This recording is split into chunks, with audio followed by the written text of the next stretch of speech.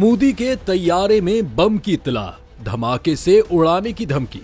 भारतीय वज़ीर-ए-आज़म नरेंद्र मोदी के बैरून मुल्क रवानगी से कबल तैयारे को बम धमाके से उड़ाने की धमकी पर सिक्योरिटी पर मामूर अफसरान की दौड़ें लग गईं। भारतीय मीडिया के मुताबिक धमकी आमेज फोन कॉल मुंबई पुलिस को मौसूल हुई थी, जिसमें कहा गया था कि अमरीकी दहशतगर्द मोदी के तैयारे को धमाके से उड़ा देंगे। कॉल करने वाले ने मजीद कहा था कि ये वही दहशतगर्द गिरोह है जिसने 6 माह कबल अमेरिका में तैयारे को निशाना बनाया था, जिसमें 6 अफराद मारे गए थे। धमकी देने वाले शख्स ने कहा कि इसी ग्रुप ने तैयारे में बम रख दिया है और अब मोदी को मरने से कोई नहीं बचा सकता। धमकी आमेज फोन मौसूल होने पर मुंबई पुलिस ने सिक्योरिटी एजेंसीज को मतला किया और सिक्योरिटी क्लियरेंस तक तैयारे को परवाज से रोक कर रखा। बाद तैयारे से कुछ बरामद न होने पर परवाज के लिए क्लियरेंस दे दी गई।